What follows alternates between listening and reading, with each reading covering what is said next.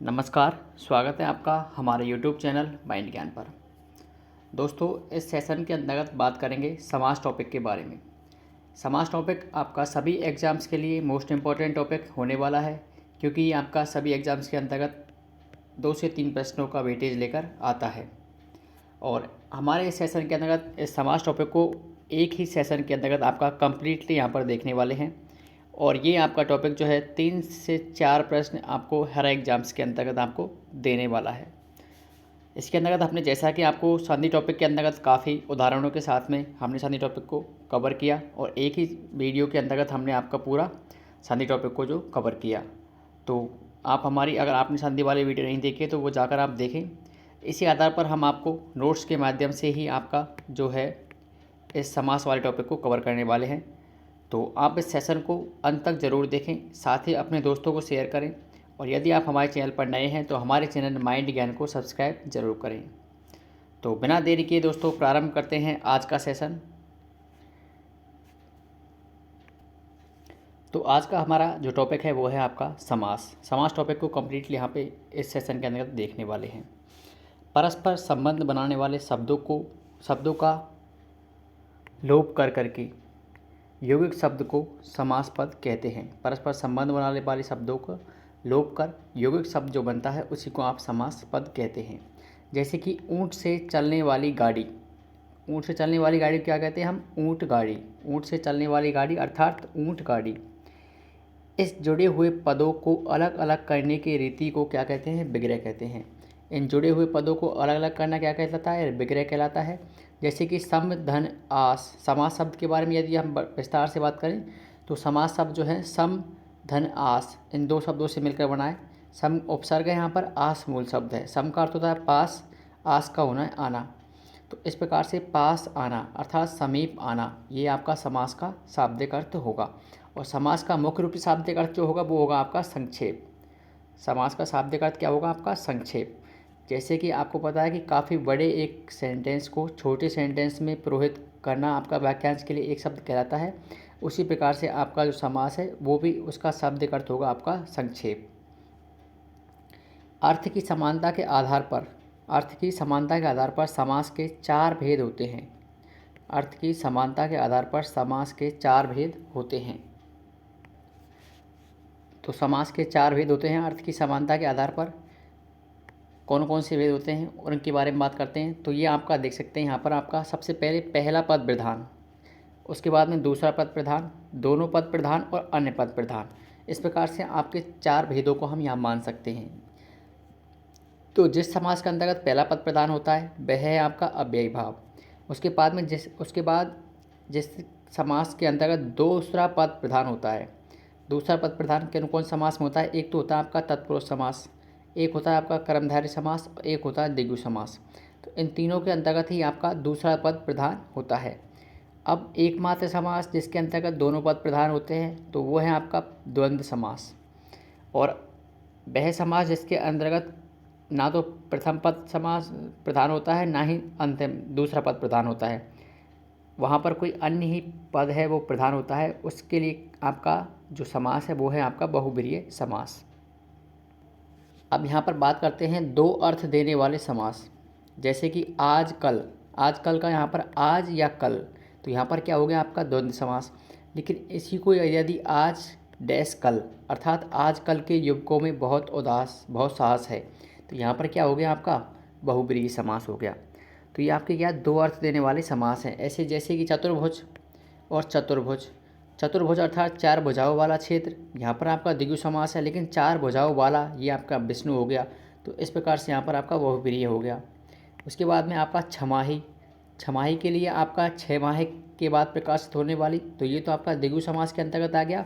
और यही छमाही मृत्यु के 5.5 माह बाद किया गया कर्मकांड क्या कहलाता है? छमाही। तो ये आपका बहुब्रीहि समास के अंतर्गत आ गया।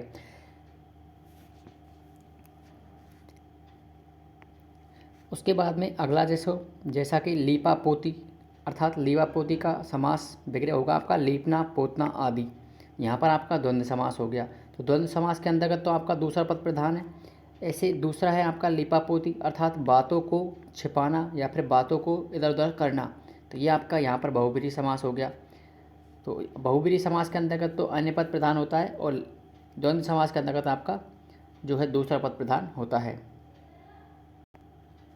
इसी प्रकार से आपका लोकनायक, लोकनायक के अंतर्गत लोक का नेतृत्व करने वाला, लोक का नेतृत्व करने वाला, यहाँ पर आपका संबंध तत्पुरुष समास है। लोक का अर्थात का कारक विभक्ति का चिन्ह आपका प्रयोग हो रहा है, तो संबंध तत्पुरुष समास है। अगला है आपका जैसे ही लोकनायक, लोकनायक अर्थात लोकनायक जयप्रकाश नारायण, लोकनायक किसे कहते हैं? जयप्रकाश नारायण को कहते हैं। तो यह आपका यहाँ पर बहुब्रीहि समास के अंतर्गत चला गया। ऐसे आपका सिर दर्द अर्थात सिर में दर्द और सिर दर्द अर्थात परेशानी, तो सिर में दर्द तो आपका अधिकरण तत्पुरुष और सिर दर्द के अंतर्गत परेशानी यदि इस प्रकार के अर्थ में लिया जाए तो यहाँ पर आपका बहुब्रीहि है। अब समास विग्रह का जो तरीका है उसके बारे में यहाँ पे आपके बात करते हैं। समास विग्रह के तरीके के बारे में अंतर्गत बात करें तो समास का विग्रह अर्थ की दृष्टि से दोनों पदों के आपसी संबंध को ध्यान में रखकर होना चाहिए। सबसे इम्पोर्टेंट बात क्या है आपकी कि समास का विग्रह जब हम कर रहे हों तो आपका अर्थ की दृष्टि से दोनों पदों के आपसी संबंधों को ध्यान में रखकर किया जाना चाहिए। जैसे कि ऊँट गाड़ी, ऊँट से चलने वाली गाड़ी, घोड़ा गाड़ी, घोड़े से चलने वाली गाड़ी, मालगाड़ी, माल ढोने के लिए गाड़ी, डाक गाड़ी, डाक ले जाने के लिए गाड़ी। तो यहाँ पर क्या है, अर्थ का प्रयोग जो है दोनों पदों को संबंध दर्शाने के आधार पर किया गया है। ऐसे ही आपका रेलगाड़ी अर्थात रेल पर चलने वाली गाड़ी, ऐसे ही चील गाड़ी, चील के समान गाड़ी, कर्णफूल, कर्ण में पहनने के लिए फूल, तो ये आपका कर्णफूल क्या है? कान का आभूषण है। ऐसे ही हथफूल, हाथ में पहनने के लिए फूल, ये आपका हाथ का आभूषण है। स्वर्ण फूल, ये आपका स्वर्ण से बना हुआ फूल, तो ये स्वर्ण फूल आपका स्वर्ण से बना हुआ फूल। उसके बाद में अगला यहाँ पर बात करते हैं नरबलि, नरबलि के अंतर्गत आपका नर की बलि, पशु बलि अर्थात पशु की बलि, भूत बलि अर्थात भूत के लिए दी गई बलि, जो हम देते हैं अपने प्रेत या देवताओं के लिए, उस प्रकार के ये भूत बलि उसी के अंतर्गत आती है, तो भूत के लिए दी गई बलि। अगला है आपका दिनों दिन अर्थात दिन के बाद दिन, रातों रात अर्थात रात ही रात में, रातों रात अपन सुनते हैं जैसे रातों रात वहाँ पर ऐसा हो गया, तो उसी आधार पर यहाँ पर रातों रात अर्थात रात ही रात में। दूसरी इम्पोर्टेंट बात यह है आपकी कि समास के विग्रह में यथासंभव उन्हीं शब्दों का प्रयोग करना चाहिए। समास विग्रह के समय जितना हो सके उतना उन्हीं शब्दों का प्रयोग करना चाहिए जिनका प्रयोग समास से हुआ हो, जिनका प्रयोग समास से हुआ हो, उनके समानार्थी शब्दों का नहीं। अर्थात समास के अंतर्गत हमेशा उन्हीं शब्दों का प्रयोग करना चाहिए जिनका प्रयोग समास में हुआ हो, उसके जैसे समानार्थी शब्दों का प्रयोग नहीं करना चाहिए, या फिर हमें अपनी ओर से कुछ वहाँ पर ऐड नहीं करना चाहिए। जैसे शरणागत अर्थात शरण को आगत,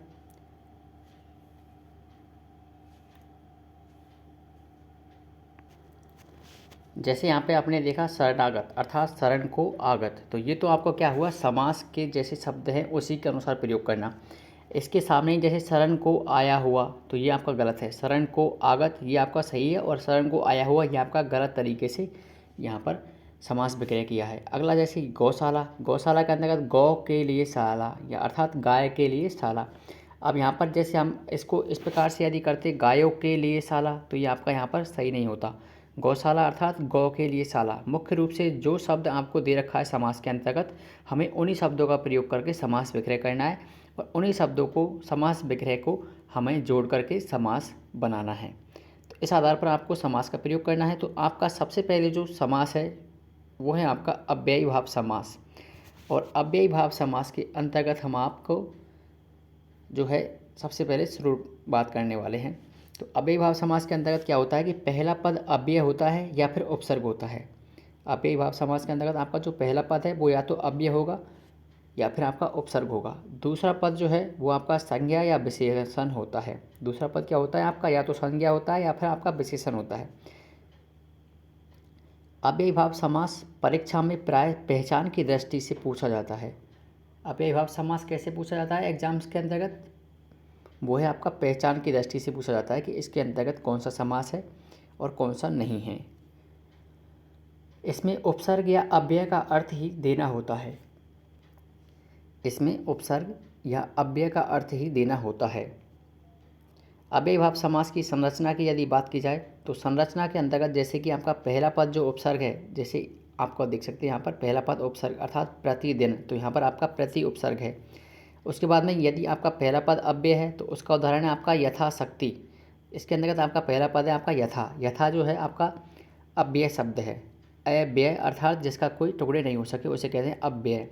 जैसे कि भरपेट, भरपेट के अंतर्गत भर आपका जो पेट है, भर भर शब्द जो है वो आपका यहाँ पर अव्यय है। उसके बाद में आपका दूसरा पद यदि अव्यय उपसर्ग है तो ये आपका देखिए सरयू पार, ठीक है, या फिर नित्य प्रति, जिसके अंतर्गत दूसरा पद जो है वो आपका उपसर्ग या अव्यय है। उसके बाद में अगली संरचना है इसकी एक ही पद की आवृत्ति। यदि एक ही पद की बार बार आवृत्ति हो रही है तो यहाँ पर भी आपका अव्ययी भाव समास होगा। ये आपके चार जो है कॉन्सेप्ट, ये आपके अव्ययी भाव समास को पहचानने के संकेतक समझ लीजिए आप। जैसे कि एक ही पद की आवृत्ति अर्थात घर घर, तो ये आपके उदाहरण से समझ सकते हैं। घर घर, तो यहाँ पर आपका अव्ययी भाव समास होगा। मंद मंद, तो यहाँ पर भी आपका अव्ययी भाव समास होगा। तो यहाँ पर आपके अव्ययी भाव समास की जो संरचना है उसके अंतर्गत आपको चार चीज़ें पता होना चाहिए। जैसे कि पहला पद इसके अंतर्गत उपसर्ग होता है, पहला पद इसके अंतर्गत अव्यय होता है, दूसरा पद या तो अव्यय होता है या उपसर्ग होता है, या फिर एक ही पद की बार बार आवृत्ति होती है। बार बार का मतलब होता है आपका लगभग 2 बार आपकी एक पद की आवृत्ति होती है। अब बात करेंगे सबसे पहले पहला पद उपसर्ग। पहला पद उपसर्ग के बारे में बात करेंगे, फिर उसके बाद अव्यय, उसके बाद पहला या दूसरा पद जो है उसके बाद में बात करेंगे। जैसे कि पहला पद उपसर्ग, तो उपसर्ग के अंतर्गत सबसे पहले बात करेंगे अति उपसर्ग से बनने वाले जो समास हैं अव्ययी भाव, उसके बारे में। अतिरिक्त, तो अतिरिक्त के अंतर्गत आपका अव्ययी भाव समास है अर्थात रिक्त के अलावा, ये आपका समास विग्रह हुआ। अतिसार अर्थात सार की अति। अतीन्द्रिय, अतीन्द्रिय अर्थात इंद्रियों से परे, इसके अंतर्गत अव्ययी भाव समास है। ये सभी उदाहरण जो हैं आपके अव्ययी भाव समास के रहने वाले हैं। हमने काफ़ी सारे उदाहरणों को यहाँ पर समाहित किया है क्योंकि आपको एग्जाम्स के अंतर्गत इस एक सेशन के अलावा किसी और सेशन को देखना ही नहीं पड़े। हमने इसके लिए आपको इस सेशन को काफ़ी ब्रॉड, हो सकता है ये काफ़ी सेशन लंबा हो जाए, लेकिन यह है कि आपको इसके अलावा किसी और सेशन को देखने की आवश्यकता नहीं पड़ेगी। हमने जो यहाँ पर उदाहरण लिए हैं वो आपके सभी उदाहरण आपके एग्जाम्स के पॉइंट ऑफ व्यू से मोस्ट इंपॉर्टेंट रहने वाले हैं।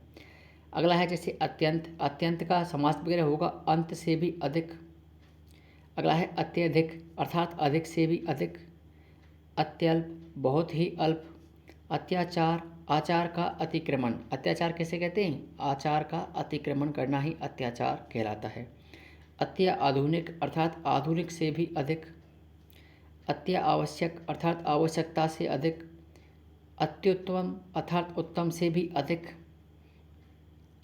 उसके बाद में अगला जैसे अनु उपसर्ग के बारे में बात करें। अनु उपसर्ग से बनने वाले समास और समास विग्रह, जैसे कि अनु से अनुकरण, अनुकरण अर्थात करण के अनुसार करना। अनुकरण मतलब करण के अनुसार करना, जिसने पहले किया हो उसी के अनुसार करना, मतलब किसी को देखकर अनुकरण करना, उसी को अनुकरण का यहाँ पर उपयोग किया जा रहा है। अगला है आपका अनुक्रम अर्थात क्रम के अनुसार। अनुगमन अर्थात गमन के पीछे गमन। अनुगमन मतलब गमन के पीछे गमन, यहाँ पर भी आपका बेभाव समास है। अनुगंगा अर्थात गंगा के समीप। अनुचिंतन, चिंतन के बाद या चिंतन के बाद चिंतन करना, चिंतन के बाद चिंतन, हाँ। अनुदिन अर्थात दिन के बाद दिन। अनुदेश, देश या कथन के आधार या अनु के अनुसार पर। अनुदान अर्थात दान की तरह का दान। अनुदान अर्थात दान की तरह का दान। उसके बाद में अगला जो है वो है आपका अनुमान अर्थात अनु किया गया ज्ञान। उसके बाद अगला जो है वो है आपका अनुरूप अर्थात जैसा रूप है वैसा। अनुसरण, शरण के बाद शरण। अनुसार अर्थात जैसा सार है वैसा। अब बात करेंगे आ, तो आ उपसर्ग के बारे में यहाँ पर बात करेंगे। आ उपसर्ग से बनने वाले अव्ययी भाव समास के बारे में। तो जैसे कि आकंठ, आकंठ के अंतर्गत आपका कंठ तक। आ जन्म अर्थात जन्म से। आ जानू अर्थात जानू पर्यंत। आ जानू अर्थात जानू पर्यंत। उसके बाद में आ जानू बाहु अर्थात घुटनों तक बाहु या जानू तक बाहे, जिसकी भुजाएं घुटनों तक हो उनको कहते हैं आ जानू बाहु। उसके बाद आजीवन अर्थात जीवन भर या जीवन तक। आपाद मस्तक अर्थात मस्तक से पाद या पाँव तक। आपान भोजन अर्थात भोजन से पान तक। अपूर्ण अर्थात पूर्ण से भरा हुआ। आमरण अर्थात मरण तक। आरक्षण अर्थात भली भांति रक्षण किया हुआ। आरक्षण का समास वगैरह क्या होगा आपका, भली भांति रक्षण किया हुआ। आसमुद्र अर्थात समुद्र पर्यंत। उसके बाद दुस्तर, जिसको तैरना नहीं आता हो या फिर जिसका तैरना कठिन हो उसको कहते हैं आपका दुस्तर। उसके बाद में बात करेंगे आपके नी उपसर्ग के बाद में, नी उपसर्ग के बारे में। नी उपसर्ग से बनने वाले जो समास है उसको देखेंगे आपका नियंत्रण। नियंत्रण अर्थात ठीक तरह का नियंत्रण। ऐसे ही ठीक तरह यंत्रण, ठीक तरह से यंत्रण। नियंत्रण का आपका जो समास होगा उसका विग्रह होगा आपका ठीक तरह यंत्रण। ऐसे ही नियमन, नियमन का होगा आपका नियम के अनुसार करना। निमंत्रण अर्थात भली प्रकार से मंत्रण। निरहंकार अर्थात अहंकार से रहित। निरामिष अर्थात आमिष, या आमिष का अर्थ होता है आपका मांस, तो आमिष से रहित। निर्भय, निर्भय अर्थात भय से रहित। निर्विकार अर्थात बिना विकार के। निर्विवाद अर्थात बिना विवाद के। उसके बाद में निरंध्र अर्थात रंध्र से रहित। निरंध्र का हो गया आपका रंध्र से रहित। नीरव अर्थात रव, रव का अर्थ होता है आपका ध्वनि, ध्वनि से रहित। नीरस अर्थात रस से रहित। निरोग अर्थात रोग से रहित। निडर अर्थात बिना डर के। निडर का क्या होगा आपका बिना डर के। उसके बाद अगले आपके जो उदाहरण हैं वो है आपके प्रति उपसर्ग के। प्रति उपसर्ग के अंतर्गत आपका पहला ही जो उदाहरण है वो है आपका प्रतिक्षण अर्थात हर क्षण। प्रतिघात, घात के बदले घात। प्रतिघात का मतलब हो गया आपका यहाँ पर घात के बदले घात। ऐसे ही प्रतिदिन अर्थात हर दिन। प्रतिद्वंदी अर्थात द्वंद्व या संघर्ष करने वाले का विरोधी। प्रतिद्वंदी किसे कहते हैं, संघर्ष या द्वंद्व करने वाले का विरोधी, वह क्या कहलाता है आपका प्रतिद्वंदी कहलाता है। ऐसे ही आपका प्रतिफल, प्रतिफल का आपका होगा आपका हर फल, हर पल। अगला है प्रतिशत अर्थात प्रत्येक शत। अब देखो जितने भी हम आपको यहाँ पर उदाहरण बता रहे हैं वो सभी उदाहरण आपके एग्जाम के पॉइंट ऑफ व्यू से मोस्ट इंपॉर्टेंट तो है ही। साथ में देखो जैसे हमने बताया कि जो अव्ययभाव समास है उसमें अंतर्गत पहला पद प्रदान होता है।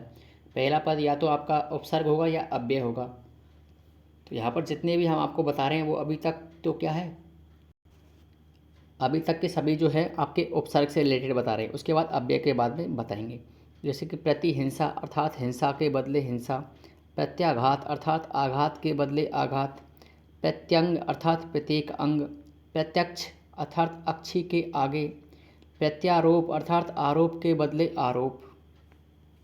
ऐसे ही आपका प्रत्याशा, प्रत्याशा अर्थात आशा के बदले आशा। प्रत्युत्तर अर्थात उत्तर का उत्तर। प्रत्युपकार का समास वगैरह होगा आपका उपकार के बदले उपकार। प्रत्युपकार अर्थात उपकार के बदले उपकार। ऐसे ही आपका प्रत्येक, प्रत्येक का होगा आपका हर एक। अब है आपका समक्ष। समक्ष का अर्थ होता है आपका अक्षी के सामने। विशुद्ध, विशेष रूप से शुद्ध। व्यर्थ, जिसका अर्थ चला गया है उसे कहते हैं व्यर्थ। दरअसल अर्थात असल में। दर हकीकत अर्थात हकीकत में। उसके बाद में अगला जो है वो है आपका, अब जो है आप बात करेंगे यहाँ पर आपका पहला पद जिसके अंतर्गत अव्यय है। पहले हमने बात की थी उपसर्ग जिसके अंतर्गत पहला पद है। अब बात करेंगे अव्यय के बारे में। तो अव्यय के अंतर्गत देखो अव्यय कौन कौन से हैं, ए, अन, ने, ना, हर, पर, भर, यथा, से, अन और ए। तो ये आपके अव्यय हैं। इनसे ही रिलेटेड जितने भी आपके उदाहरण बनेंगे वो आपके इनसे रिलेटेड ही बनेंगे, जिनके पहले पद के अंतर्गत आपका ए, अन, ने, ना, हर, पर, भर, यथा, से, अन ये आपके देखने को मिलने वाले हैं। तो यहाँ पर आपका पहला पद अव्यय, तो ये आपको यही ढूंढने हैं। जैसे कि ए कारण, ए कारण, तो यहाँ पर आपको स्पष्ट दिख रहा है, तो ए जो है आपका यहाँ पर अव्यय है, तो ये आपका यहाँ पर अव्ययभाव समास होगा। जहाँ पर भी अव्यय से शब्द प्रारंभ हो रहा है समझ लेना वहाँ पर अव्ययभाव समास होगा। अकारण अर्थात बिना कारण के। अनजाने अर्थात बिना जानकार।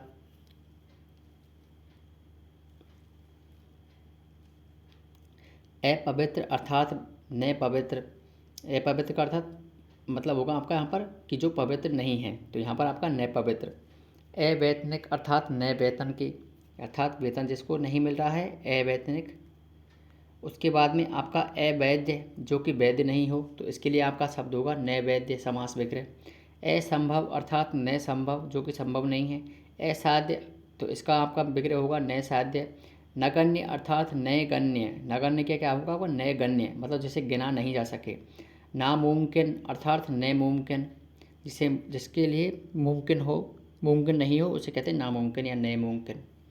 ऐसे ही आपका नापसंद, इसके लिए होगा आपका नए पसंद, अर्थात जो हमें पसंद नहीं है। ऐसे ही परोक्ष, परोक्ष अर्थात अधि से परे। पर धन अक्षी या अक्ष अर्थात बहिर्वती, बाहर रहने वाला। भरपेट, पेट भरकर। भरसक अर्थात शक का होता है आपका भर, शक अर्थात सामर्थ्य, सामर्थ्य से भरकर। अगला अब ये आपका देखिए हर, हर से बनने वाले जो समास हैं, हर रोज़, हर वर्ष, हर साल, तो ये सभी क्या हैं आपके अव्यय से बनने वाले समास हैं। उसके बाद में अगले उदाहरणों को देखें तो यथा, यथा शब्द, यथा जो अव्यय है उससे बनने वाले उदाहरण, जैसे कि यथा क्रम अर्थात क्रम के अनुसार। यथा अनुरूप अर्थात उसी के अनुरूप, मतलब जैसा है उसी के अनुरूप। यथा मति अर्थात जैसी मति है वैसी। यथा योग्य अर्थात जितना योग्य है। यथार्थ, यथा विधि, यथा शक्ति, यथा शीघ्र, यथा संभव, यथा समय, यथा साध्य, यथा स्थान, यथा स्थिति, यथोचित, यावत जीवन।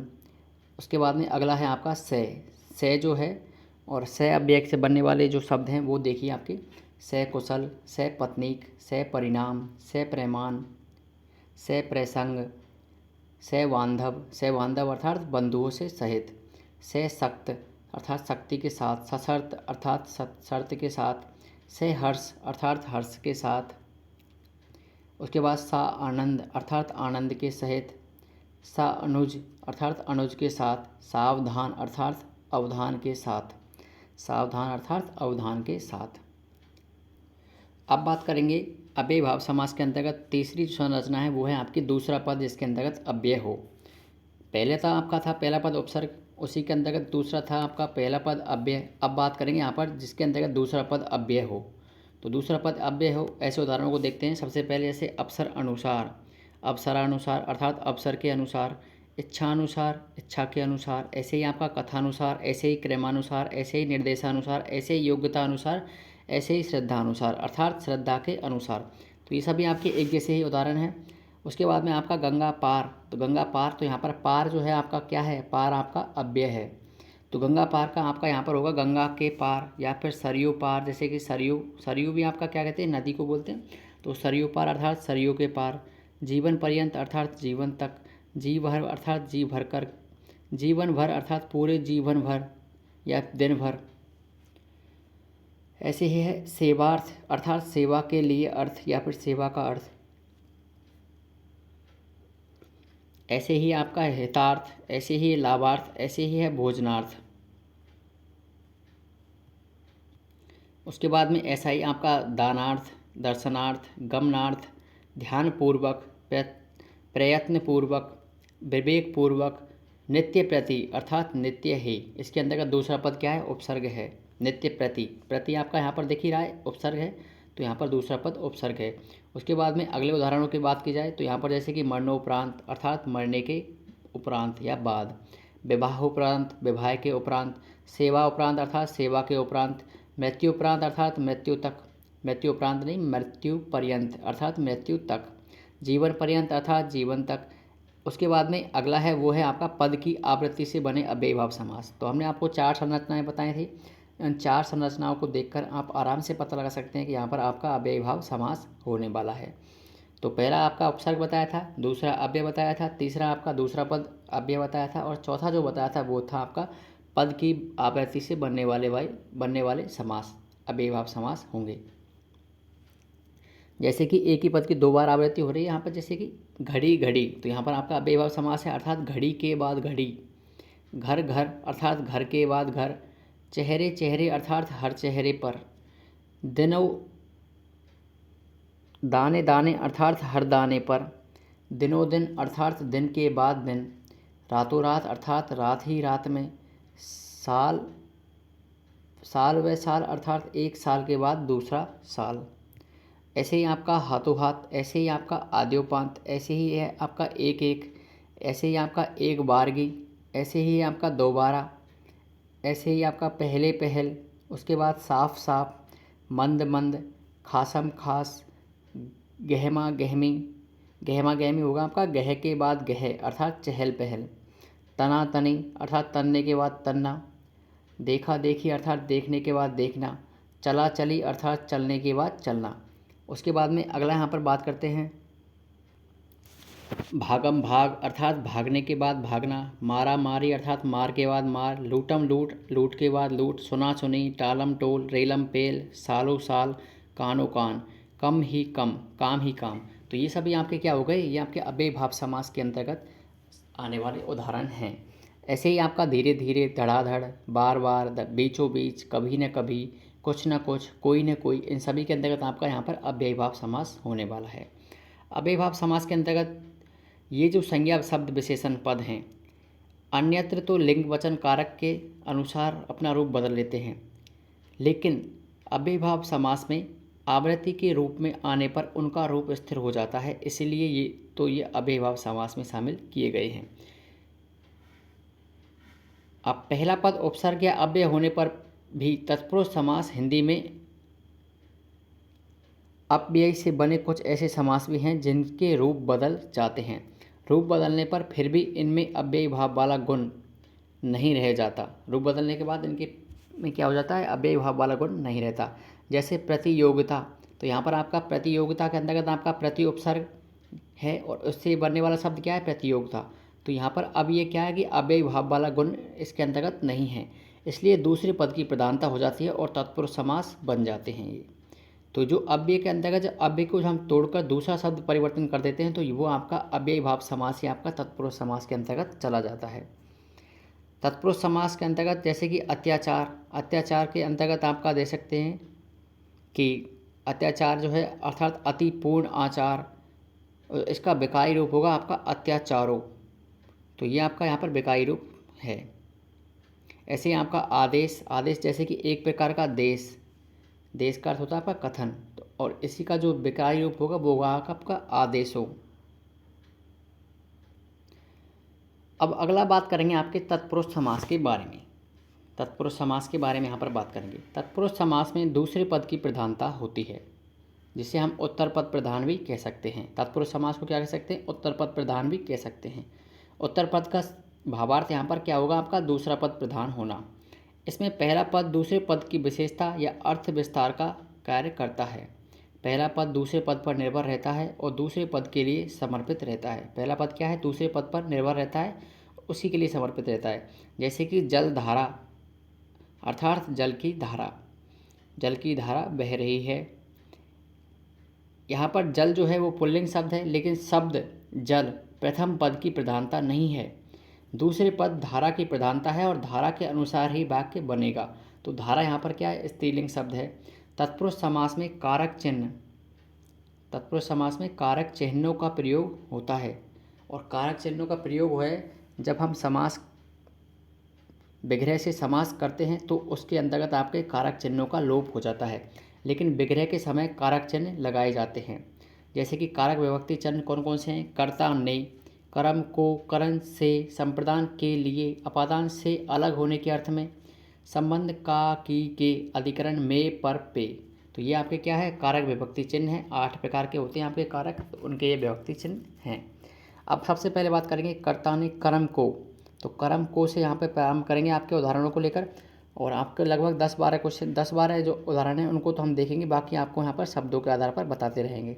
अगर आपको सभी उदाहरणों को यहाँ पर बताएंगे तो ये वीडियो आपका काफ़ी लेंथी हो जाएगा सेशन, तो वो आपका थोड़ा ज़्यादा लेंथी हो जाएगा। इस कारण से हम आपको कम उदाहरण से अच्छा समझाने का प्रयास करेंगे, अर्थात गागर में सागर भरने वाला कार्य करेंगे यहाँ पर। जैसे कि कर्म, कर्म तत्पुरुष समास के अंतर्गत, और कर्म तत्पुरुष समास के अंतर्गत जो कर्म विभक्ति विभक्ति है, कारक विभक्ति, वो है आपकी को। तो अधिकार प्राप्त, तो यहाँ पर आपको सभी के अंतर्गत को मध्य में लगाना होगा। जैसे अधिकार प्राप्त अर्थात अधिकार को प्राप्त, आत्म विस्मृत, आत्मा अर्थात आत्म को विस्मृत, आदर्श उन्मुख अर्थात आदर्शोन्मुख या आदर्श को उन्मुख। आपत्तिजनक अर्थात आपत्ति को जन्म देने वाला। कष्ट सहिष्णु अर्थात कष्ट को सह लेने वाला। क्रमागत अर्थात क्रम को आगत। कार्योन्मुख अर्थात कार्य को उन्मुख। खड़गधर अर्थात खड़ग को धारण करने वाला। खड़ग मतलब तलवार को धारण करने वाला। ऐसे ही आपका ख्याति प्राप्त। ख्याति प्राप्त अर्थात ख्याति को प्राप्त। ग्रहागत अर्थात ग्रह को आगत। ग्रंथकार अर्थात ग्रंथ को करने या लिखने वाला। चिड़ीमार अर्थात चिड़ी को मारने वाला। जग सुहाता अर्थात जग को सुहाता। जल पिपासु अर्थात जल को पीने की इच्छा रखने वाला। जल को पीने की इच्छा रखने वाला क्या होगा आपका? जल पिपासु। ऐसे ही आपका अगला यहाँ पर देखते हैं, काफ़ी उदाहरणों को हमने यहाँ पर शामिल किया है और ये सभी उदाहरण आपके एग्जाम के पॉइंट ऑफ व्यू से काफ़ी इंपॉर्टेंट है और मुझे नहीं लगता आपके इन उदाहरणों से बाहर कोई भी आपका जो है एग्जाम्पल है वो आपका एग्जाम्स के अंतर्गत जाने वाला है। ऐसे आपका जातिगत अर्थात जाति को गत। सुखकर अर्थात सुख को करने वाला। जेब कतरा अर्थात जेब को कतरने वाला। सुखदाई अर्थात सुख को देने वाला। तर्क संगत तर्क को संगत। तिलकुटा तिल को कूटकर बनाया हुआ। दुखहर अर्थात दुख को हरने वाला। दुखद अर्थात दुख को देने वाला। नरभक्षी अर्थात नरों को भक्षित करने वाला। फलदायी अर्थात फल को देने वाला। मनोहर अर्थात मन को हरने वाला। मरणातुर अर्थात मरने को आतुर। ऐसे ही आपका सुख प्राप्त सुख को प्राप्त। तो यहाँ पर इन सभी के अंतर्गत आपका क्या होगा? कर्म तत्पुरुष समास होगा। जैसे ऐसे ही आपका स्वर्ण प्राप्त या स्वर्ग प्राप्त। हस्तगत हासोन्मुख अर्थात हासन को उन्मुख। गगनचुंबी अर्थात गगन को चूमने वाला। चित्त चोर अर्थात चित्त को चुराने वाला। चित्त का अर्थ होता है आपका मन। ऐसे ही आपका ग्रह कट अर्थात जेब को काटने वाला। ग्रह का अर्थ होता है आपका जेब। ऐसे ही आपका मुँह तोड़ अर्थात मुँह को तोड़ने वाला। ऐसे ही आपका कमर तोड़ जी भर। विकास उन्मुख यश प्राप्त जितेंद्रिय धनुर्धर। ऐसे ही मरणासन यश प्राप्त रोगातुर रोजगारोन्मुख अर्थात रोजगार को उन्मुख। लाभप्रद व्यय प्राप्त विकासोन्मुख विदेश गमन और विद्याधर। ये सभी आपके कर्म तत्पुरुष समास के उदाहरण हैं। उसके बाद में अब बात करेंगे यहाँ पर आपके करण तत्पुरुष समास के बारे में। करण का अर्थ होता है आपका से या के द्वारा अर्थात अकाल पीड़ित। जैसे कि पहला है आपका उदाहरण है आपका अकाल पीड़ित अर्थात अकाल से पीड़ित। अधिकारोन्मत्त अर्थात अधिकार से उन्मत्त। अनुभव सिद्ध अर्थात अनुभव से सिद्ध। अभावग्रस्त अर्थात अभाव से ग्रस्त। अश्रुपूर्ण अर्थात अश्रु से पूर्ण। आँखों देखी अर्थात आँखों द्वारा देखी हुई। आनंद में अर्थात आनंद से मैं अर्थात जुड़ा हुआ। आनंद से मैं अर्थात आनंद से जुड़ा हुआ। ऐसे ही आपका ईश्वर प्रदत्त है।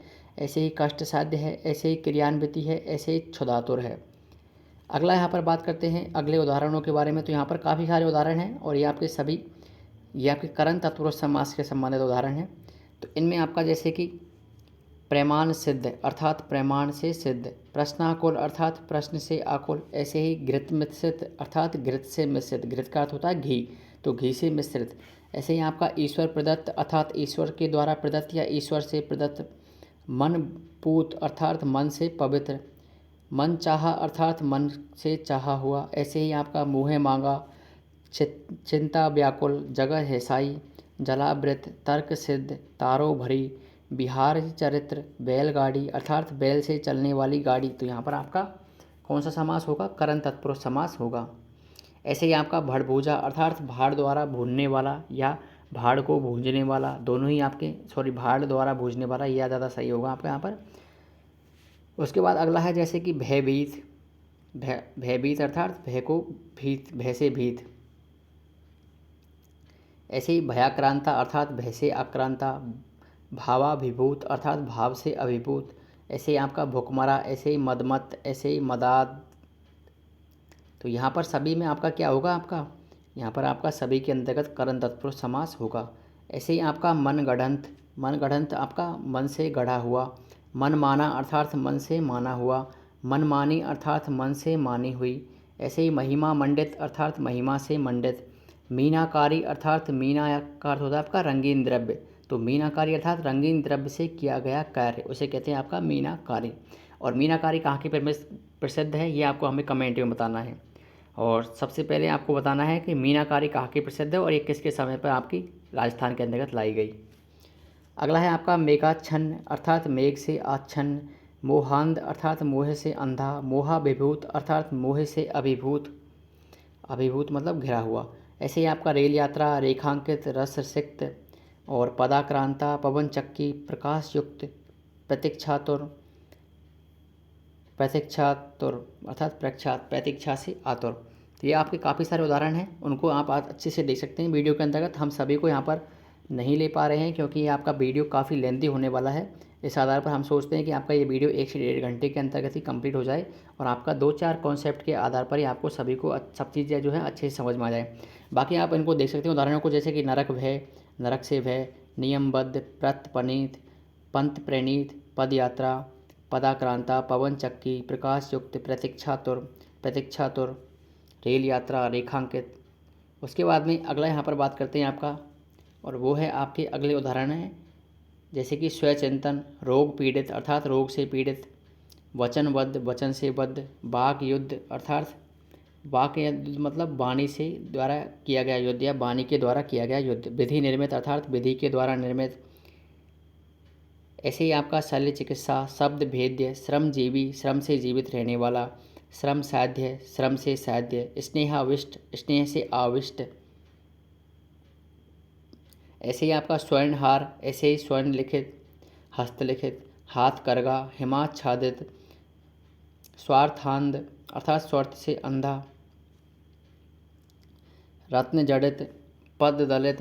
पद दलित ये आपका अच्छा उदाहरण है और एग्जाम के पॉइंट ऑफ व्यू से इम्पोर्टेंट भी है। पद दलित, पद दलित अर्थात पद से दलित। धर्म युक्त अर्थात धर्म से युक्त, महिमा मंडित अर्थात महिमा से मंडित।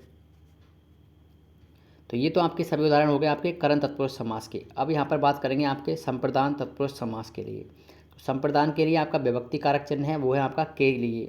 अब यहाँ पर के लिए शब्द है वो आपका सभी समास विग्रह के अंतर्गत बीच के अंतर्गत आने वाला, जैसे कि आराम कुर्सी अर्थात आराम करने के लिए कुर्सी, आवेदन पत्र अर्थात आवेदन के लिए पत्र, कर्णफूल अर्थात कान के लिए फूल या कर्ण के लिए फूल, कारागृह अर्थात कारा के लिए गृह या आगार। ऐसे ही आपका कारागार होता है आपका कैदी। ऐसे ही आपका कुष्ठाश्रम, कृषि भवन, गुरु दक्षिणा, गृहस्थाश्रम, गौशाला, घर खर्च और घुड़साल, ये सभी आपके क्या है संप्रदान तत्पुरुष समास के उदाहरण हैं। ऐसे ही आपका महंगाई भत्ता, मच्छरदानी, मच्छरदानी के अंतर्गत आपका कौन सा समास है, मच्छर रोकने के लिए दानी अर्थात संप्रदान तत्पुरुष समास है। ऐसे ही आपका मसालदानी, चूहेदानी, सभी दानियाँ आपकी ज़्यादातर इसी के अंतर्गत आने वाली हैं। छात्रावास, जनहित, डाक गाड़ी, ये सभी आपके जो है तत्पुरुष समास के उदाहरणों के अंतर्गत आते हैं। ऐसे ही आपका देवार्पण, देवालय अर्थात देव के लिए आलय, देशभक्ति, देश के लिए भक्ति, धर्मशाला, धर्म के लिए शाला, नाट्यशाला, नाट्य के लिए शाला। इसी आधार पर आपका अगला देखते हैं यहाँ पर, और अगले उदाहरण है वो है आपका जैसे कि न्यायालय अर्थात न्याय के लिए आलय, न्याय के लिए आलय अर्थात आलय का अर्थ होता है आपका घर। ऐसे ही आपका परीक्षा भवन, परीक्षा भवन अर्थात परीक्षा के लिए भवन, पाठशाला अर्थात पाठ के लिए शाला, पुत्र शोक अर्थात पुत्र के लिए शोक, पौधशाला अर्थात पौधों के लिए शाला, प्रौढ़ शिक्षा, प्रौढ़ों के लिए शिक्षा, बलि पशु अर्थात बलि के लिए पशु, बलि पशु का अंतर्गत आपका कौन सा समास होगा, संप्रदान तत्पुरुष समास होगा। ऐसे ही आपका भंडार घर, भातृपोष, भातृशोक, मार्ग व्यय अर्थात मार्ग के लिए व्यय, मालगाड़ी, माल गोदाम, मेजपोश, यज्ञ वेदी, युववाणी अर्थात युवाओं के लिए वाणी, रंगमंच, रंग क्षेत्र रण क्षेत्र, रणभूमि, रणनिवास, रसायनशाला, रसोई घर, रोकड़ बही, विद्यालय, विद्यालय के अंतर्गत आपका संप्रदान तत्पुरुष समास होगा। ऐसे ही आपका विद्युत गृह, सभा मंडप, समाचार पत्र, स्नानागार, स्नान घर अर्थात स्नान के लिए घर। तो ये आपके जो उदाहरण हैं इनको आप अच्छे से आपको यहाँ पर देख सकते हैं और कवर कर सकते हैं। उसके बाद में अगला अपन बात करेंगे यहाँ पर, और वो है आपका अपादान तत्पुरुष कारक। अपादान के अंतर्गत आपका जो होगा अपादान से अलग होने के अर्थ में, यहाँ पर आपका जो भाव आएगा वो आएगा आपका अलग होने के अर्थ में। और से कारक विभक्ति से जुड़ा हुआ होगा। जैसे कि अवसर वंचित अर्थात अवसर से वंचित अर्थात अवसर से रह गया। आकाश पतित अर्थात आकाश से पतित, पतित का अर्थ होता है आपका गिरना, आकाश से गिरने वाला या गिरा हुआ। उसके बाद है आपका आशातीत अर्थात आशा से अतीत, अतीत का अर्थ होता है आपका परे या अधिक। ऐसे ही आपका इंद्रियातीत मतलब इंद्रियों से अधिक, इंद्रियों से अतीत या परे। उसके बाद ऐसा ही आपका ईसा पूर्व। ऐसे ही ऋण मुक्त अर्थात ऋण से मुक्त, ऋण से मुक्त का मतलब आपका अलग होने के अर्थ में है। तो ऋण से मुक्त, तो यहाँ पर ऋण से मुक्त हो गया बिल्कुल। तो इस प्रकार से आपका यहाँ पर संप्रदान तत्पुरुष समास होगा। सॉरी, संप्रदान नहीं, अपादान तत्पुरुष कारक, अपादान तत्पुरुष जो समास है वो आपका यहाँ पर होगा। ऐसे ही आपका पदच्युत, कर्तव्य विमुख, कर्म भिन्न और कामचोर, कार्य मुक्त, कालातीत, क्रमागत, गर्भ शून्य, गुण रहित, इन सभी के अंतर्गत आपका जो है अपादान तत्पुरुष कारक तत्पुरुष समास होगा। उसके बाद में अगला यहाँ पर बात करते हैं, और अगला उदाहरण जो है वो है आपका जैसे कि गुण रहित अर्थात गुण से रहित, गुणातीत, जन्मांध, जन्म रोगी, जन्मोत्तर, जल रिक्त, जलोत्पन्न, जात बाहर। आप इनको आराम से यहाँ पर सॉल्व कर सकते हैं। हम इन सभी को यदि कराएंगे तो काफ़ी टाइम लग जाएगा। इस आधार पर हमको बता रहे हैं कि इस प्रकार के आपके शब्द जो हैं वो आपके इस समास से संबंधित हैं, जिससे कि आपको एग्जाम के अंतर्गत भ्रमित नहीं होना पड़े। दोष मुक्त, धर्म विमुख, आप चाहो तो इसके नोट्स भी बना सकते हैं आराम से, वीडियो को रोक रोक कर आप आपके अपने नोट्स बना सकते हैं। धर्म विमुख अर्थात धर्म से विमुख, धर्म विरत अर्थात धर्म से विरत। ऐसे ही आपका पाप मुक्त अर्थात पाप से मुक्त, पाप से मुक्त, तो यहाँ पर आपका अलग होने के अर्थ में अलग ही अर्थ निकल के आ रहा है, अर्थात पाप से मुक्त, पाप से दूर होना। ऐसे ही आपका बहिरागत, भाग्यहीन, राजद्रोह, राज बहिष्कृत, रोजगार वंचित, लक्ष्य भ्रष्ट, ये सभी आपके अपादान तत्पुरुष कारक के उदाहरण हैं। उसके बाद में अगला है आपका अपादान से अलग होने के अर्थ में। उसके बाद में आपका संबंध, और संबंध तत्पुरुष के अंतर्गत आपका जो कारक विभक्ति चिन्ह है वो है आपका का, की और के।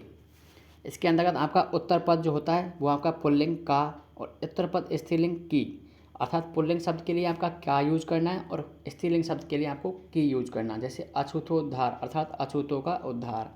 ऐसे ही अनारदाना अर्थात अनार का दाना। अपराहन अर्थात अपर, अपर का होता है बाद, और अहिन का अर्थ होता है दिन अर्थात बाद का दिन, अपराहन। और पूर्वाहन अर्थात पहले का दिन। ऐसे ही आपका आमचूर या अमचूर अर्थात आम का चूरन। ऐसे ही आपका अगला बात करते हैं यहाँ पर, अगला उदाहरण है जैसे कि आपका उल्का पात या अर्थात उल्का का पात, मतलब उल्का से गिरना, उल्का का गिरना, पात का अर्थ होता है आपका गिरना। ऐसे ही आपका ऋषि कन्या अर्थात ऋषि की कन्या। ऐसे ही आपका करोड़पति अर्थात करोड़ों का पति। ऐसे ही आपका कर्मयोग, कार्यकर्ता, कार्यभार, खलनायक, खलनायक अर्थात खलों का नायक। गंगा जल, गुरु भाई, इन सभी के अंतर्गत आपका कौन सा कारक है, संबंध तत्पुरुष समास यहाँ पर आने वाला है। ऐसे ही आपका नगर सेठ, नगर बली, नियमावली, पत्रोत्तर, पथ परिवहन, और ये सभी आपके जो हैं ये सभी उदाहरण आपके संबंध तत्पुरुष समास के अंतर्गत आने वाले हैं। जमींदार, जलधारा, जल राशि, जलाशय, ठेकेदार, दयानिधि, राजयोग, राजमाता, राजभाषा, राजदूत, राजकुमार, राजनाम, रक्तदान, रंगभेद, दीपशिखा, ठेकेदार, जलाशय, ये सभी जो हैं आपके संबंध तत्पुरुष समास के उदाहरण हैं। उसके बाद में अगला यहाँ पर बात करते हैं, और अगला जो है वो है आपका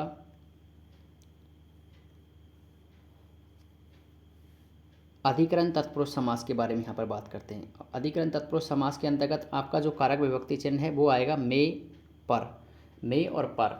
जैसे कि अश्वारूढ़ अर्थात अश्व पर आरूढ़, आत्म केंद्रित अर्थात आत्म पर केंद्रित, आत्मनिर्भर अर्थात आत्म पर निर्भर, आत्मविश्वास अर्थात आत्म पर विश्वास, आत्म मतलब स्वयं पर विश्वास। ऐसे ही आप बीती, आप बीती ये आपका मोस्ट इंपॉर्टेंट है, एग्जाम के अंतर्गत काफ़ी बार पूछा गया है। आप बीती, आप बीती के अंतर्गत कौन सा समास है, इस प्रकार से आपसे पूछा जाएगा एग्जाम्स के अंतर्गत। तो आप बीती अर्थात आप पर बीती हुई, यहाँ पर आपका अधिकरण तत्पुरुष समास होने वाला है। उसके बाद में ईश्वर अधीन अर्थात ईश्वर पर अधीन। ऐसे ही कर्माधीन, ऐसे ही आपका जलपोत, ऐसे ही जलयान, देवाश्रित, पदारूढ़। उसके बाद में पर्वतारोहण, मृत्युंजय, मृत्युंजय अर्थात मृत्यु पर जय, रेलगाड़ी अर्थात रेल पर चलने वाली गाड़ी, रेल पर चलने वाली गाड़ी। ऐसे ही आपका कर्तव्यनिष्ठ, कर्तव्यपरायण, कर्मनिष्ठ, कर्मरत, कला निपुण, कानाफूसी, कार्यकुशल, काव्य निपुण, गंगा स्नान, गृह प्रवेश, जलचर अर्थात जल में विचरण करने वाला, ग्रामवासी अर्थात ग्राम में वास करने वाला या निवास करने वाला, गृह प्रवेश अर्थात गृह में प्रवेश। उसके बाद में अगला यहाँ पर बात करते हैं, और अगला है आपका यहाँ पर अगले उदाहरण हैं आपके जैसे कि डिब्बा बंद, जलमग्न, तर्क कुशल, तल्लीन अर्थात उसी में लीन, तीर्थाटन अर्थात तीर्थों में अटन, दही बड़ा अर्थात दही में डूबा हुआ बड़ा। तो यहाँ पर आपका अधिकरण तत्पुरुष समास होगा। उसके बाद में यहाँ पर बात करेंगे अगले समास के बारे में। अगले समास के बारे में यहाँ पर बात करते हैं, और अगला जो समास है वो है आपका तत्पुरुष समास के अंतर्गत जो कुछ इंपॉर्टेंट समास के भेद हैं उसके बारे में बात करते हैं।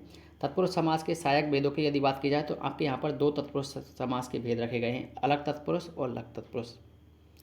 अलग तत्पुरुष पहला है, उसके बाद में आपका अलग तत्पुरुष के कुछ उदाहरण भी आपको दिए गए हैं। तो अलग तत्पुरुष के बारे में सबसे पहले बात कर लेते हैं। जैसे कि जिस समास में संस्कृत भाषा के शब्दों में पूर्व पद की विभक्ति का पूरी तरह से लोप नहीं होता उसे अलग तत्पुरुष समास कहते हैं, अलग या अलग तत्पुरुष। जैसे कि मन से अर्थात मन, मनिस प्लस जय अर्थात मन में सृजित होने वाला। उसके बाद में अगला वाचस्पति अर्थात वाचस धनपति अर्थात वाणी का पति।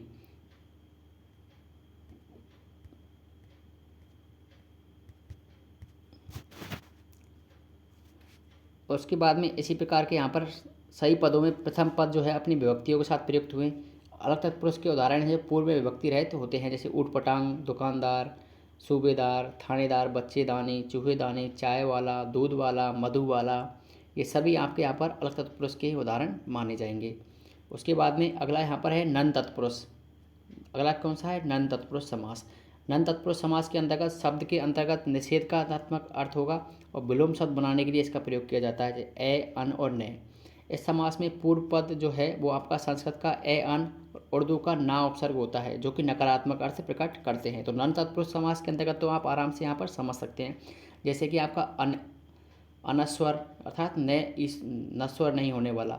ऐसे आपका अव्यय, अमिट, अधीर, अमर, असभ्य, अनासक्त, अनशन, नापाक, यहाँ पर आपका नन तत्पुरुष समास होगा सभी के अंतर्गत। उसके बाद में अगला है यहाँ पर, और अगला जो है वो है आपका उपपद तत्पुरुष समास। उपपद तत्पुरुष समास के अंतर्गत आपका द्वितीय पद, जिस पद में द्वितीय पद कोई स्वतंत्र सार्थक शब्द नहीं होकर कोई प्रत्यय होता है, वहाँ पर उपपद तत्पुरुष समास होता है। इसके अंतर्गत जैसे कि पादप अर्थात पाद अर्थात पैर, पैर से पीने वाला। ऐसे ही आपका खग, खग का अर्थ होता है आपका, खे का अर्थ होता है आपका आकाश, और गे का अर्थ होता है आपका गमन करने वाला अर्थात आकाश में गमन करने वाला। तो यहाँ पर आपका बहुब्रीहि समास भी होगा। आकाश में गमन कौन करता है? पक्षी। ऐसे ही आपका स्वर्णकार, चर्मकार, नवचर, जलचर, उभयचर, कृतज्ञ, इन सभी के अंतर्गत आपका जो है उपपद तत्पुरुष समास होगा। उसके बाद में अगला है आपका, और वो है आपका यहाँ पर लुप्त पद तत्पुरुष समास। और लुप्त पद तत्पुरुष समास के अंतर्गत जो है जब समास जो है उसमें किसी समास में समस्त पद में कारक चिन्हों का साथ साथ अन्य पद भी लुप्त हो जाएं तो उसे लुप्त पद तत्पुरुष समास के अंतर्गत गिना जाता है या शामिल किया जाता है। इसके अंतर्गत जैसे कि तुलादान अर्थात तुला से बराबर करके दिया जाने वाला दान। इसी के अंतर्गत आपका कन्यादान आने वाला है। ऐसे ही जैसे कि बनमानुष, पर्णशाला, मालगाड़ी, व्यर्थ। तो ये तो आपका थोड़ा ब्रॉड लेवल पे हो सकता है। इस प्रकार के जो उदाहरण है आपसे नहीं पूछे जाएंगे, आपसे तो सिर्फ जो समास के जो भेद हैं आपके 6 प्रकार के वही पूछे जाएंगे। उसके बाद में जैसे कि आपका पवन चक्की, जेब घड़ी, स्वर्णहार, पकौड़ी, बड बोला अर्थात बड़ी बात बोलने वाला, जलपोत, अश्रु गैस। इस प्रकार के यहाँ पर उदाहरण इसके लुप्त पद तत्पुरुष समास के अंतर्गत आते हैं। अगला यहाँ पर बात करते हैं, और अगला यहाँ पर बात करेंगे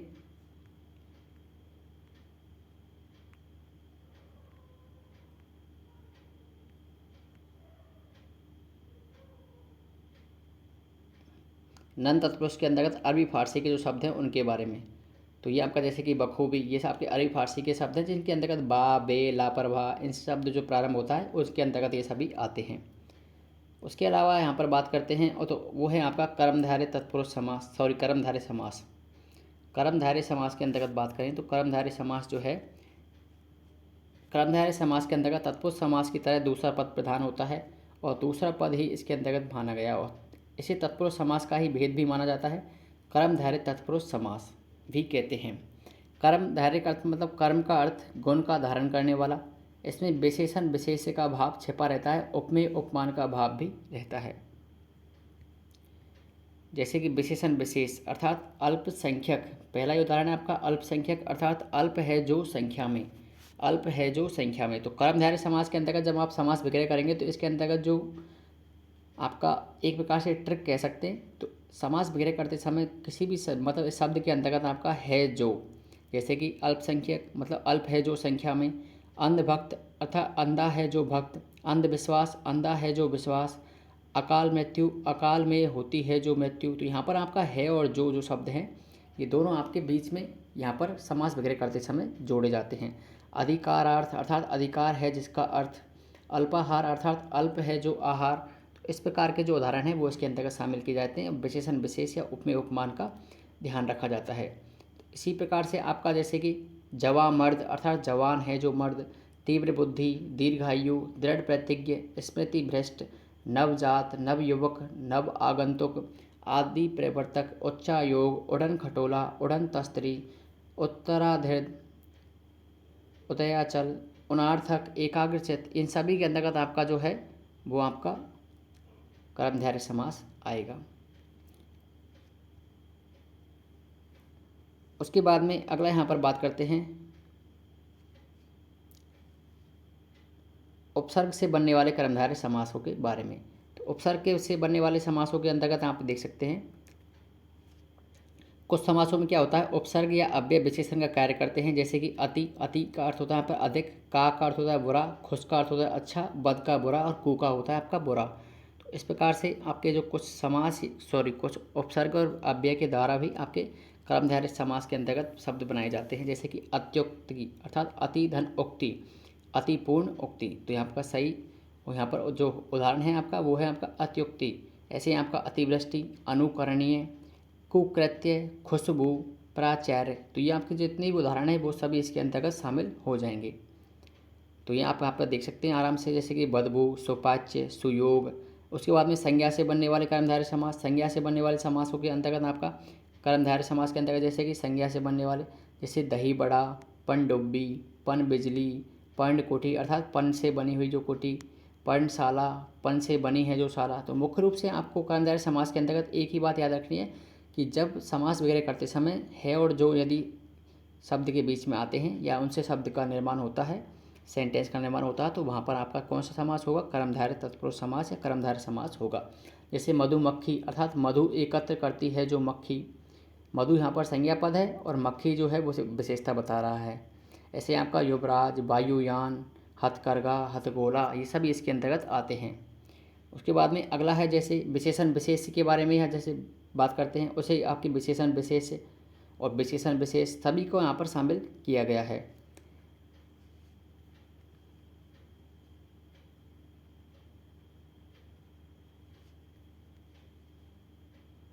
अब बात करेंगे आपके द्विगु समास के बारे में। द्विगु समास, द्विगु समास के अंतर्गत आपका द्विगु समास में कर्मधारय समास का उपभेद माना जाता है क्योंकि इसमें पहला पद विशेषण होता है, संख्यावाची होता है, उत्तर पद प्रधान होता है, पूर्व पद संख्यावाची होता है, का समूह या का समाहार, बाला या पाली, इन चार शब्दों के अंतर्गत आपका ये द्विगु समास जो है वो सिमट कर रह जाता है। जैसे कि अष्ट धातु अर्थात 8 धातुओं का समूह है, इकट्ठा अर्थात एक जगह स्थित, एक तरफा अर्थात एक ही तरफ है जो, एक तरफा अर्थात एक ही तरफ है जो। ऐसे ही आपका चौबारा अर्थात 4 द्वारों वाला, चौकड़ी अर्थात 4 कड़ियों वाली, चौकोर अर्थात 4 कोनों वाली। ऐसे ही आपका तिकोना अर्थात 3 कोनों वाला, तिमाही अर्थात 3 माह के बाद आने वाली, तिवारा अर्थात 3 द्वारों वाला। ऐसे ही तिराहा, त्रिभुज, दशाब्दी, दोगुना, दोपहर, दोपहिया, दोबारा, इन सभी के अंतर्गत आपका जो है द्विगु समास होने वाला है। उसके बाद में अगला है आपका द्वंद्व समास, और द्वंद्व समास के अंतर्गत आपको याद रखने वाली जो चीज़ है वो है आपकी समाहार के प्रकार से। जैसे कि द्वंद्व समास में दोनों शब्दों की प्रधानता होती है। यह समास तथा, और या, अथवा इत्यादि, ये जो 4-5 शब्द हैं, तथा, और, या, अथवा इत्यादि, इन समुच्चय बोधक अव्ययों के साथ ये जो द्वंद्व समास है इसका विग्रह होता है। और जब हम समास जो करते हैं तो वो आपका इनका लोप हो जाता है।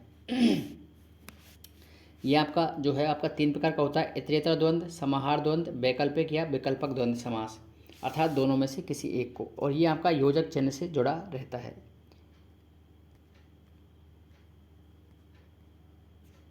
जैसे कि इतरेतर द्वंद्व समास, इतरेतर का होता है आपका दोनों, इसमें दोनों का बराबर महत्व है। और तथा, और तथा व वे इस योजक से जुड़ा होता है। जैसे कि अन्न जल, अर्थात अन्न और जल, अन्न जल के अंतर्गत होगा आपका अन्न और जल। दाल रोटी, अर्थात दाल और रोटी। ऐसे ही दूध रोटी, दूध और रोटी। स्त्री पुरुष, स्त्री और पुरुष। राम लक्ष्मण, अर्थात राम और लक्ष्मण। माँ बाप, अर्थात माँ और बाप। 24 अर्थात 4 और 20, 24 अर्थात 4 और 20। इसी प्रकार से आपका राम बलराम, अर्थात राम और बलराम। इसी प्रकार से आपका आन बान शान, अर्थात आन बान और शान। हाथी घोड़ा पालकी, अर्थात हाथी घोड़ा और पालकी। रोटी कपड़ा मकान, अर्थात रोटी कपड़ा और मकान। उसके बाद में अगला यहाँ पर देखते हैं समाहार द्वंद्व के बारे में देखते हैं। समाहार द्वंद्व के अंतर्गत आपके 2 से अधिक, समाहार अर्थात 2 से अधिक, तो ये समाहार उपादान या लक्षणा में शामिल किए जाते हैं। जैसे दाल रोटी, अर्थात दाल रोटी इत्यादि। इसी प्रकार से जैसे आगा पीछा, अर्थात आगा पीछा आदि। आहार निंद्रा, अर्थात आहार निंद्रा आदि। आटा दाल, अर्थात आटा दाल आदि। ऐसे ही पेड़ पौधे, अर्थात पेड़ पौधे आदि।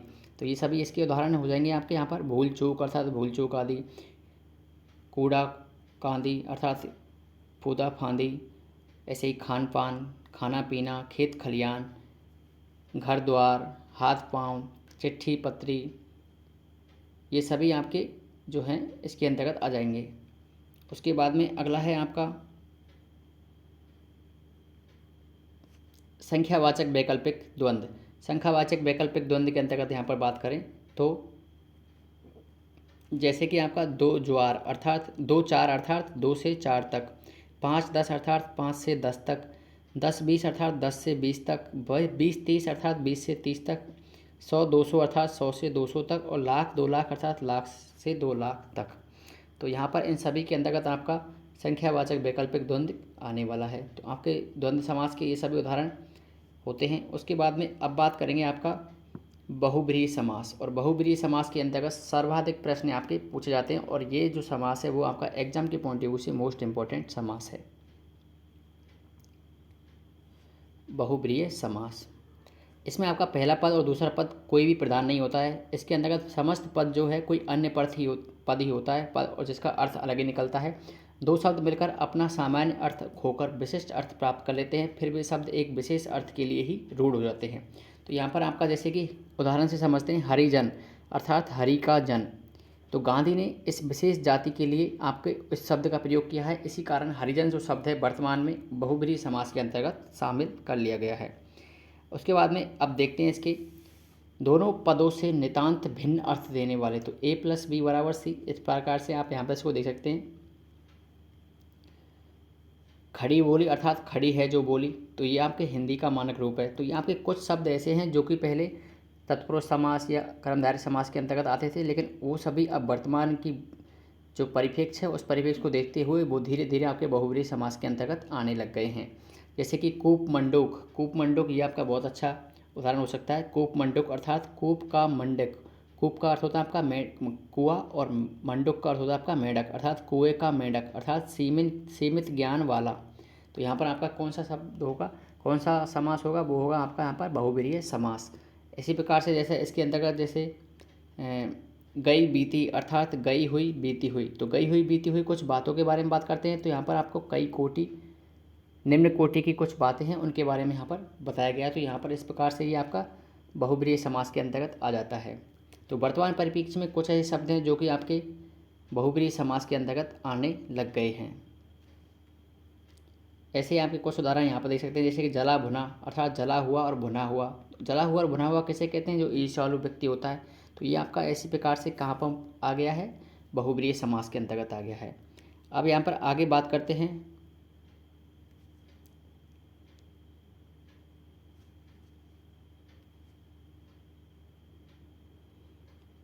आगे जो एग्जाम के पॉइंट ऑफ व्यू से पूछ जाते हैं सबसे ज़्यादा उनके बारे में बात करते हैं। जैसे दो पदों वाले अर्थ किंतु सीमित अर्थ वाले, जैसे A+B AB।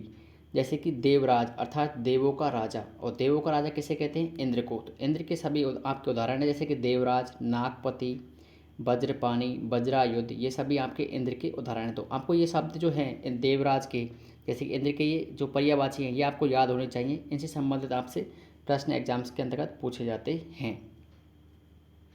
इनके अंतर्गत कौन सा समास है, आपको ये शब्द देगा, जैसे कि देवराज, देवराज के अंतर्गत कौन सा समास है, तो आपको ये हमेशा याद रखना है कि इसके अंतर्गत बहुब्रीहि समास होगा। ऐसे ही आपका कृष्ण, कृष्ण का जैसे घनश्याम अर्थात घन, अर्थात घन का मतलब होता है बादल, अर्थात घन के समान है श्याम, श्याम का अर्थ होता है रंग, अर्थात बादल के समान है रंग जिसका, उसे क्या कहते हैं अपन? कृष्ण।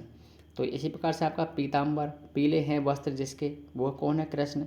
ब्रजवल्लभ, नंद नंदन, मुरारी, मुरारी का अर्थ होता है आपका, मुरारी अर्थात मुर राक्षस का अरि, अरि का अर्थ होता है आपका शत्रु, तो मुर राक्षस का जो शत्रु है वो कौन है? आपका कृष्ण। तो यहाँ पर आपका जो समास होगा वो होगा आपका बहुब्रीहि समास। ऐसे ही आपका मधुसूदन अर्थात मधु राक्षस का सुदन अर्थात वध करने वाला, तो वो कौन है? आपके कृष्ण। तो यहाँ पर आपका कौन सा समास होगा? बहुब्रीहि समास।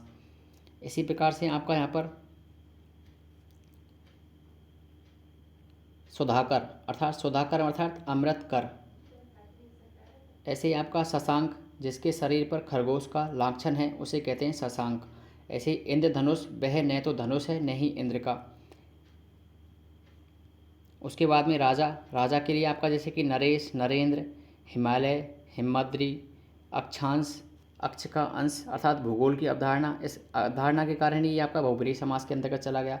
ऐसे ही अनाथ, जिसका कोई नाथ नहीं हो अर्थात बेसहारा, बे अनुस्मारक, भूतपूर्व, कठघरा, कठफटा, कन्यादान, ये सभी आपके क्या है? ये आपके बहुब्रीहि समास के अंतर्गत आ गए हैं। कन्यादान, कन्या का दान, अब देखो जैसे कन्या का दान, तो इस आधार पर तो ये आपका तत्पुरुष समास होना चाहिए, कर्म तत्पुरुष समास, लेकिन कन्या का दान ये वर्तमान में हिंदू पद्धति है एक, इस कारण ये आपका बहुब्रीहि समास के अंतर्गत आने लग गया है। ऐसे ही आपका कमर तोड़ अर्थात कमर को तोड़ने वाली, और कमर को तोड़ने वाली अर्थात बहुत परेशान करने वाली, और बहुत परेशान क्या करती है हमें? महंगाई। अब वर्तमान परिप्रेक्ष्य में महंगाई जो है वो आपकी क्या हो गई है? महंगाई जो बहुब्रीहि समास के अंतर्गत आ गया इसी परिप्रेक्ष्य के लेकर, लेकिन वास्तविकता में देखें तो कमर तोड़ के अंतर्गत आपका कौन सा समास आने वाला चाहिए था? कर्म तत्पुरुष समास आना चाहिए था, लेकिन यहाँ पर क्या आ रहा है? आपका बहुब्रीहि समास, क्योंकि इस परिप्रेक्ष्य को देखें कमर तोड़, तो कमर तोड़ जो शब्द है वो आपका महंगाई को लेकर आने आ रहा है। ऐसे ही आपका जयपुर, तो जयपुर आपका देखो जयसिंह द्वारा बसाया गया हुआ पुर, पुर मतलब होता है नगर, तो इस प्रकार से आपका ये उसके अंतर्गत आ गया। गोदान अर्थात किसी मृतक की आत्मा की शांति के लिए किया जाने वाला दान, वो क्या कहलाता है? गोदान। लेकिन वर्तमान परिप्रेक्ष्य इसका क्या है? प्रेमचंद का उपन्यास है गोदान, तो इस कारण ये आपका बहुब्रीहि समास के अंतर्गत चला जाएगा। उसी प्रकार से और देख सकते हैं इसके काफ़ी उदाहरण हैं, जैसे कि जला भुना अर्थात जला हुआ भुना हुआ, तो जला हुआ भुना हुआ कौन होता है? ईर्ष्यालु या नाराज व्यक्ति। ऐसे ही आपका तिलचट्टा, तेल को चाटने वाला एक कीड़ा, तो उसे आपको तिलचट्टा कहते हैं। उसी प्रकार से आपके थानेदार अर्थात थाने का दार या प्रभारी। ऐसे दूरदर्शन अर्थात दूर का दर्शन। तो ये सारी, ये जो जितने भी शब्द हैं, ये सभी के सभी शब्द आपके वर्तमान परिप्रेक्ष्य के आधार पर ये बहुब्रीहि समास के अंतर्गत आ गए हैं। बाकी इनके अंतर्गत जो देखें तो वास्तविक परिप्रेक्ष्य में अलग अलग समास हो सकते हैं, लेकिन हमें अभी जो लेटेस्ट ट्रेंड चल रहा है एग्जाम्स पैटर्न का, उसी आधार पर हमने इनको उदाहरणों को यहाँ पर शामिल किया है। तो आप ये आराम से देख सकते हैं, जैसे कि दूरदर्शन, देशांतर, नियोग, निशाचर, नीलगाय, पतझड़, पतिव्रता, परलोक गमन, पानी ग्रहण, प्राणाहुति, प्राप्तोदक, बड़बोला, भूदान, भूपति, महाकाव्य। भूदान आपका जो है इम्पोर्टेंट है। भूदान क्या है? आचार्य विनोबा भावे का जो आंदोलन है वो है आपका भूदान। भूपति अर्थात राजा, महाकाव्य, महाजन, महावीर, मारामारी। एक ही आपका ये मृग इम्पोर्टेंट है। मृग का अर्थ होता है आपका जंगल, और गय का अर्थ होता है गमन करने वाला, अर्थात जंगल में गमन करने वाला। जंगल में कौन गमन करता है? हरिण। शुद्ध शब्द है आपका हरिण, हिरण नहीं होता। शुद्ध शब्द क्या होता है आपका? हरिण होता है। ऐसे ही आपका मृत्युंजय अर्थात मृत्यु को जय करने वाला, तो मृत्यु को जय करने वाला ये आपके मृत्युंजय वर्तमान में मंत्र विशेष के अंतर्गत आता है। मृत्युंजय जो मंत्र होता है उसके अंतर्गत इसको ले लिया गया है इस शब्द को। इस आधार पर आपका ये वर्तमान परिप्रेक्ष्य में बहुब्रीहि समास के अंतर्गत आएगा।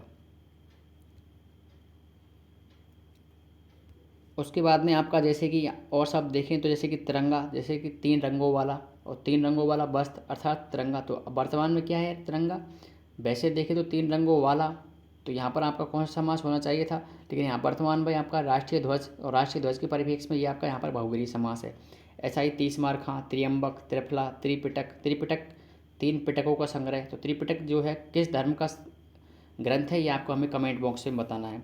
ऐसे ही आपका त्रिभुवन, त्रिमूर्ति, त्रिलोक, त्रिलोचन। त्रिलोचन अर्थात 3 लोचन हैं जिसके, अर्थात 3 आँखें हैं जिसकी। लोचन आपका किसका पर्यायवाची है, आँख का।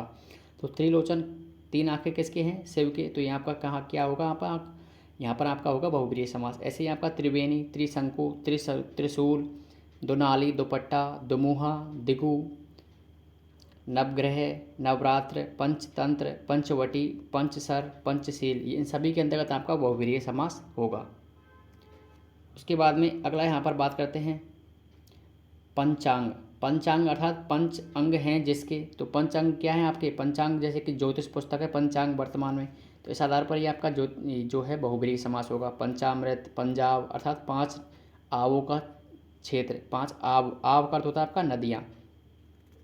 और वर्तमान में जो पंजाब है वो आपका मुख्य रूप से क्या है, एक राज्य है, तो राज्य के आधार पर यहाँ पर ये बहुब्रीहि समास के अंतर्गत चला जाता है। ऐसे ही आपका 12 सिंगा,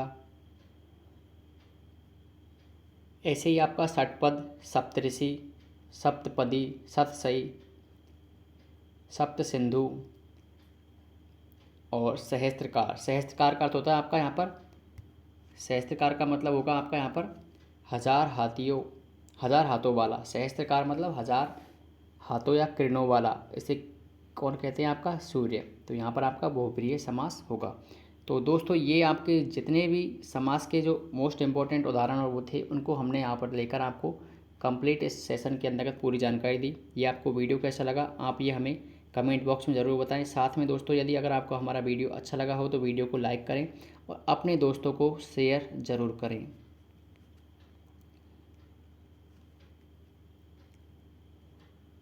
ये वीडियो आपके देखने के लिए आपका बहुत बहुत धन्यवाद दोस्तों, और हमारे चैनल माइंड ज्ञान को सब्सक्राइब जरूर करें। मिलते हैं दोस्तों किसी एक नए सेशन के साथ, तब तक के लिए जय हिंद, नमस्कार। और हाँ दोस्तों, अगर हम चाहते तो ये आपका सेशन लगभग 1 घंटे और एक्स्ट्रा हो सकता था, लेकिन हमने जो समय की बाध्यता को देखते हुए इसको थोड़ा कम शॉर्ट और स्वीट तरीके से आपको समझाने का प्रयास किया है। आगे कभी नेक्स्ट सेशन के अंतर्गत हम आपको इसको अच्छे से समझाएंगे और एक एक जो समास है उसको धीरे धीरे समझाएंगे, एक एक समास के काफ़ी बहुत सारे उदाहरणों को लेकर। उसमें हम ऐसा करेंगे कि एक समास के लिए एक क्लास 1 घंटे या 1.5 घंटे की एक समास के लिए ही लगाएंगे, उसमें आपके काफ़ी सारे उदाहरणों को यहाँ पर समाहित कर लेंगे। लेकिन अभी वर्तमान में हमने जो आपको क्लासेज के अंतर्गत जो सेशन के अंतर्गत जो कंटेंट उपलब्ध कराया है वो हमने आपको बताया है कि इस प्रकार से आपके उदाहरण बनते रहते हैं। तो आप इसके अंतर्गत जो भी उदाहरण हमने आपको समझाए उन सभी को आप आराम से अच्छे से देख सकते हैं। तो और सभी उदाहरण आपके एग्जाम के पॉइंट ऑफ व्यू से मोस्ट इंपॉर्टेंट रहने वाले हैं। तो दोस्तों आपका ये सेशन यहीं पर हम समाप्त करते हैं, मिलते हैं किसी एक नए सेशन के साथ। नमस्कार।